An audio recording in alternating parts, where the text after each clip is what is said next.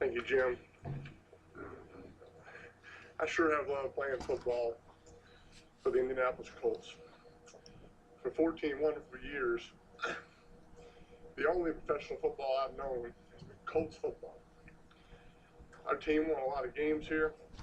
I've played with so many great teammates here, and I've been part of a great organization here. An organization and an owner who I respect and continue to respect. I've been a Colt for almost all of my adult life. But I guess in life and in sports, we all know that nothing lasts forever. Times change, circumstances change, and that's the reality of playing in the NFL. Jim and I have spoken extensively about where we are today, and our conversations have led both of us to recognize to make it best for us to take this next step. This has not been easy for Jim, and it certainly has not been easy for me. Jim, along with Bill Polian, drafted me 14 years ago. Jim and I have always been close, and we made a lot of great memories together. He's always been good to me, and Jim, I will be forever grateful. This town and this team means so much to me. It truly has been an honor to play in Indianapolis. I do love it here. I love the fans, and I'll always enjoy having played for such a great team. I leave the Colts with nothing but good thoughts and gratitude to Jim, the organization, my teammates, the media, and especially the fans. I haven't thought yet about where I'll play, but I have thought a lot about where I've been. And I've truly been blessed. I've been blessed to play here. I've been blessed to be in the NFL. And as I go with just a few words left to say. A few words I want to address to Colts fans everywhere. Thank you very much from the bottom of my heart. I truly have enjoyed being your quarterback. Thank you. If there's any questions, we'll take a few now. Hey, when did you come to the decision? When did you thought? When did it finally become the point where it has to be a February? Jim and I have been talking for a long time. We've really had some great conversations. We've enjoyed kind of going down memory lane together about some of the great moments we've had here during our time together for 14 years. And that's really what this has been about for me this time, is that reflection of so many great memories and how grateful I am to Jim and the team, and just how awesome it's been for this time. So we've covered all sorts of scenarios, and like you said, these circumstances are not the way either of us I wish they were, but that's the reality, and that's kind of how it got to this point. So I don't necessarily think there was a decisive, point. It was just good, healthy talks, fun talks in person, over the phone, long talks, and that's kind of how we got here.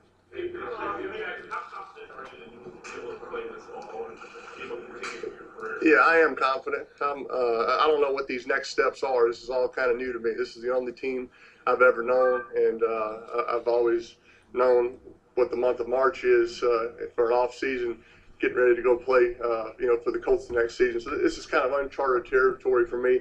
So we'll see how all that plays out. Did it come down to, for either one of you, you had to nail down to one thing, an inability to financially be on where you need to be, or an inability to agree on the health status and the availability? Yeah, the contract and the money was never a factor in this for either of us. And Well, I think it also came down to the plane running out of gas last night too, because we had to land. I think that we knew that there was a date there, and at the same time, all the scenarios we talked through. Like I said, Peyton unselfishly had the interest of the franchise, and I tried to advise him in terms of what's in his best interest as well. And like Peyton said, these circumstances are something that neither one of us could imagine a couple years ago, even a year ago. So I just think that as a franchise where we are right now with the salary cap, where we are rebuilding, we're definitely a few years away. I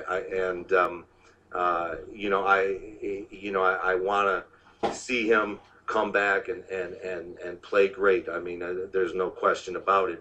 It's just here, just like in 2001 when he was completely healthy and everything else, and we didn't have everything to surround him. That I want that opportunity for him as well. To succeed at the end of his career. You've been so involved in the community here and the whole there. Will you maintain residence here? You thought that worked? You got to choose something. Sure. Yeah. I'm not leaving Indianapolis. I'm not going to be with the Colts. So this city's been so great to me, and it's still a huge part of my life. So it's a separation from not a separation, kind of a departure from the Colts, but certainly not from the great city of Indianapolis. Did you realize the impact of New York City? I'm sorry. Well, we've certainly been kind of prepared for the possible scenario for some time. Nobody, like Jim and I said, wishes that these circumstances had arrived with my injury, with the team record last year. So, yeah, I am at peace. It's been very difficult for both Jim and I. I don't think anybody quite understands the emotions that he and I have felt, and he and I have been able to kind of share those together. It's been nice to have someone to bounce those emotions off of. It's really kind of in a similar boat. So it's been very difficult. We try to keep it in perspective. I think all of us need to remember, our thoughts and prayers need to be with these tornado victims in Indiana and the Tennessee area. So you very much have to keep it in perspective. But it's certainly been emotional, and it's weighed real heavy on my heart. And but it's I am at peace with it.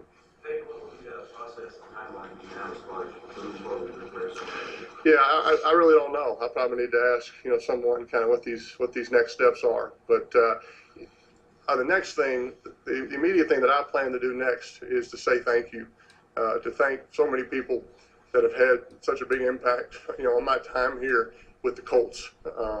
Certainly Jim and I have had many personal conversations, and I think he certainly understands how grateful I am to him and the entire organization for what they've done for me. But I got a chance to visit right after this with some employees here that have been here for a number of years. A lot of them have been here since 1984, but certainly since 1998 when we went 3-13, or kind of there from the beginning for my career. So a chance for me to say thank you to them. That's really what this time is about, because I certainly am grateful. Going back to 98 when you came in, everything was kind of new. Can you kind of relate what the new quarterback's going to go through, and how close will you follow what you ran? How close will you follow this rebuilding process?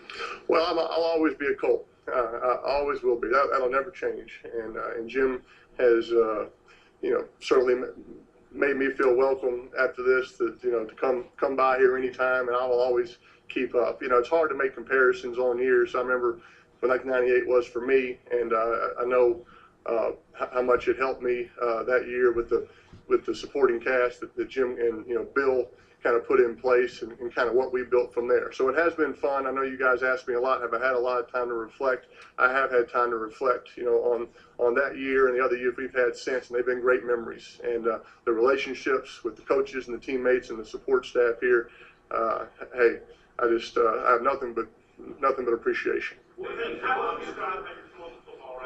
I'm throwing it pretty well. I still got some work to do. I got some progress to make, but I've come a long way, and I've really worked hard. I can't tell you the hours and the time I've put in to working hard. And I really enjoy being back out there. I've had a chance to throw with some of my old teammates, guys like Reggie Wayne, Dallas Clark, Austin, Stokely. Saturdays snapped to me a couple of times. So that's been the most fun part, being back out there on the field. When you're in the training room all fall, you're sort of off limits to the field. So to kind of be clear to get back out there and throw, I sure have enjoyed that, and I'm doing better. I'm continue to work hard and hopefully keep making some progress. What's that? I'm feeling closer and closer. You know, I have to remind myself that it is March. I have a hard time doing that at times, but boy, it sure feels comfortable and feels kind of like home being back out there. And for not being able to go out of the field for September, October, November, that was personally difficult. So it's nice to kind of have that freedom. And I'm working hard. Like I said, I still have some work to do, but I'm looking forward to doing that work. And hopefully keep. Let me just finish this. Keep making progress. So go ahead. What is your favorite memory? What will stay with you forever? Well, that's a hard question. I have so many, Bob. I really do. And this is a relationship business with coaches, teammates, support staff. The Colts have we got the greatest equipment guys, in the world, and I think about those type of relationships, and the not necessarily always on the field and the touchdown throw to win the game. It's behind the scenes, the laughs, the stories, the time spent together. Those are the memories, and those aren't going away. Those will be with me for the rest of my life. So there's so many. I certainly can't pick one. I just know I've been very fortunate, very blessed, and I'm truly appreciative and thankful. In 98, the story is pretty legendary about you essentially telling Jim why he should draft you, what would happen if he did draft you, if you would beat him for a number of years. At any point in the last few months during this conversation, did you feel the need, or did you lobby your case as to why you should stay in Minnesota? No, Jim and I never got into that situation. We had good, healthy talks about where everything was, about what the circumstances were, and it was kind of that circumstances was the third guy in the talks with us all the time. It wasn't his decision, wasn't my decision. The circumstances kind of dictated that. So, and like I said, it's not what either of us wanted, but it's just kind of the way it worked out to be. And but he and I've really enjoyed these talks with him. We really have had some laughs and some great memories, and Jim and I will have a strong relationship forever. Let's take one or two more. We got to. You consider that you're not done. You still feel like you have something to prove? Well, I don't want to retire. And no, I don't feel like I have anything to prove. But nobody loves their job more than I do. Nobody loves playing quarterback more than I do. And I still want to play. And but there's no other team I've ever wanted to play for. Nobody's had it better, than I have playing for the Indianapolis Colts for these 14 years. I can't say how thankful and how fortunate I feel to have played here. But I love playing quarterback. Let's take one more and then. What assurance can you give fans as much as you can that this rebuilding process is going to maybe replicate what's going on here? That Coach Pagano and Nick Bryant are going to make it necessary to rebuild this. Well, I think, Mike, that it's always a difficult process. It's not like that I sat there a year and a half ago and said, we really want to rebuild. We're looking forward to rebuilding. It didn't work that way. I think that, with injuries and the erosion of time on the roster and different things, the circumstances that dictated, and I think people lose track of the salary cap and where we're really at there. I mean, just to sign our draft picks, we're going to have to make more roster moves. And so it's something where that's kind of talk for a later day, Mike. Obviously, it's something where to duplicate what we've done in the last 12 plus years, that's very, very difficult to do. I mean, how hard it is. Peyton and I have talked about it, and we all have through the years how hard it is to win in this league. And so it's going to be a process for us. And